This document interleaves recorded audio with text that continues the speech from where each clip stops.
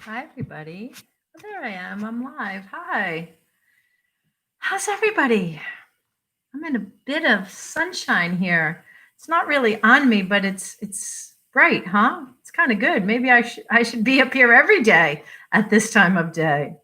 Welcome. I'm Kristen. This is Frankenstein Tea, a daily short story program brought to you by the Island Free Library. I am recording today. I'm a little bit early. I have, there's like something on the screen. Can you guys see those? They're like little fairies or something up here.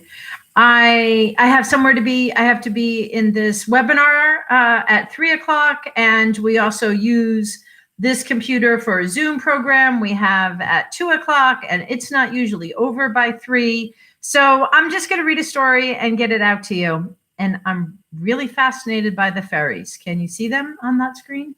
Whoa, what's going on? Probably just dust. Probably not fairies. Probably just dusty old library building up here. But they're pretty cool. Okay, so it's a short story program. It's for adult listeners. I'm recording. It is Tuesday, November 10th, 2020. And I just want to do a little check-in with everybody. I'm cleaning up my piles here, and I found my cheat sheet. And so as part of our check-in for today, let's go through this quickly together here. Have you had a regular meal? Have you showered? Have you had enough sleep? Are you thinking kind thoughts about yourself and others? Have you had some fresh air? Have you connected with someone you love? Have you moved your body? And the don't on our list, this is always the don't compare yourself to others. So that's our little mental health COVID check-in list, still applicable today on November 10th here. Let's see. So fresh air. I hope you've had fresh air. It's been glorious. Get out there. If you haven't soaked up that yet, do it. Let's see. What else? Thinking kind thoughts, showered, regular meal. Don't compare yourself to others. It's our good little list there. If, of course, you find anything on that list difficult, or if it triggers something in you and you realize you haven't done something on that list or anything on that list in a bit of time, know that help is available on island and off island. So, oh my gosh, what is going on with the, yay, I don't know what those are.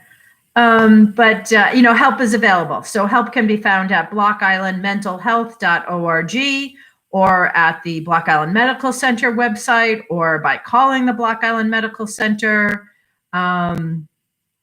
There's also hotlines available at blockislandmentalhealth.org. And, always remember, we're in this together, and there is no stigma, no shame for needing help. So, if that checklist triggered anything for you, reach out and see if we can help you. All right.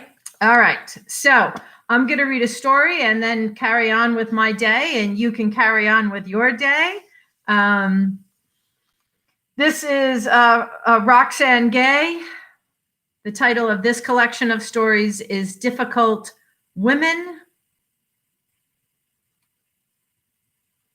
Difficult Women by Roxanne Gay. Lots of good stories I could read from in here today. Really, lots. But I chose one, and I hope you enjoy it. I always hope you enjoy the story. This is published by Grove Press out of New York in 2017. Roxanne Gay. This story by Roxanne Gay from Difficult Women is titled A Pact. I saw a man eating alone in one of those hard plastic booths. He opened the paper wrapping for his burrito and carefully smoothed it into a perfect square. The whole scene broke my heart. He squeezed a small dollop of sauce in one corner from an orange foil packet, and before every bite of his burrito, he dipped the open end into the sauce. He ate slowly. I had to keep him company. When I entered the restaurant, the air was thick with the stink of cheap meat and steam and hand sanitizer. Sweat was on my neck and down my back and even between my thighs. I slid into the empty bench across from the man eating alone. He looked how you might expect, a messy, graying beard, his head covered by a wool skull cap. His t-shirt was dirty and his jeans were torn. He was handsome. He looked up. I introduced myself because my mother once said every conversation with a stranger should begin with your name. He stared at me, then wiped his mouth with his hand and stretched his arm across the table. The palm of his hand was calloused and his knuckles were red with arthritis. He held my hand. He talked with his mouth full, introduced himself. His name had a lot of vowels, sounded made up. I asked him if he'd like to come to my house for a proper meal. He shrugged. We walked the 3 miles back to my place.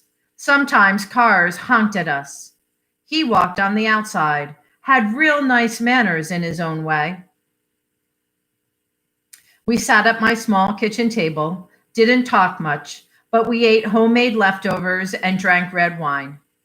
Later, we retired to the living room and drank more wine and still didn't talk much. I held his hands in mine, held them for as long as he let me. He nodded toward my bathroom, asked if he could shower. I showed him where clean towels were, soap. He didn't take long, and when he was done, he stood in my hallway. I quickly finished my wine and went to him.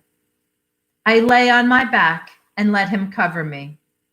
He said, "Thank you," and smiled and left. When I started grade school, my mother walked me on the first day. We stood together at the bottom of the large brick staircase leading into the school. She held my hand.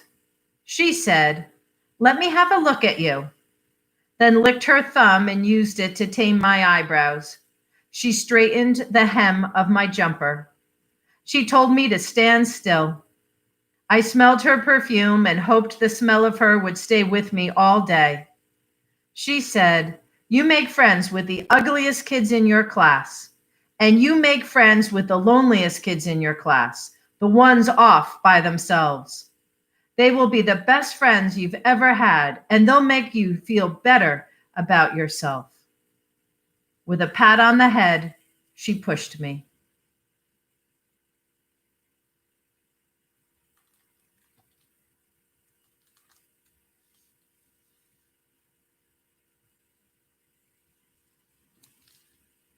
That was Roxane Gay.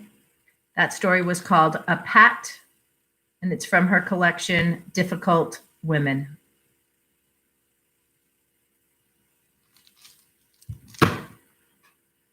Frankenstein Tea is a daily program from the Island Free Library. We will continue with our virtual program throughout this winter. It is how you can stay connected to us, connected to your community, possibly make new friends, maybe even enjoy yourself, maybe even not feel so cooped up and lonely this winter. We're really hoping that's the case. We want you to come and join us. So look for more information about our virtual programs and or call up and ask. Lots of them are on Zoom, and we'll send you the Zoom link. We'll even teach you how to use Zoom. Others are live on Facebook, and this one is always on this YouTube channel. So hit subscribe, tell your friends and neighbors, and I'll see you again tomorrow for another episode of Frankenstein Tea. Thanks for coming. Be well, everybody. Peace.